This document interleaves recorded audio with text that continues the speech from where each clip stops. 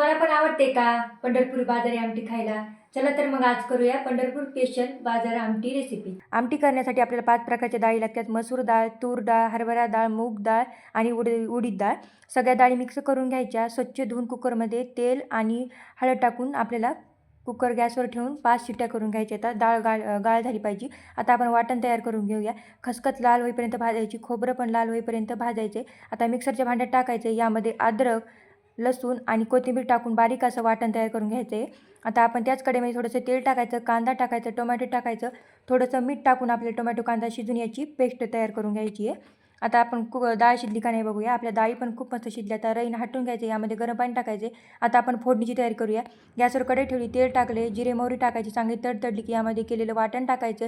तेल सुटलं की वाटणाला आता यामध्ये कांदा आणि टोमॅटोची पेस्ट टाकायची, तेल सुटूसर परतून घ्यायची. आता यामध्ये मसाले टाकायचे, हळद, लाल तिखट, कांदा लसूण मसाला, धना पावडर टाकून सगळं असं हे मिक्स करून घ्यायचे. आता आपल्याला यामध्ये टाकायची शिजलेल्या डाळी टाकल्या की सगळं असं मिक्स करून घ्यायचं. वरून चवीनुसार मीठ टाकायचं. तयार आहे आपली झणझणीत पंढरपुरी आमटी. व्हिडिओ आवडल्यास लाईक करा. पुन्हा भेटूया. धन्यवाद.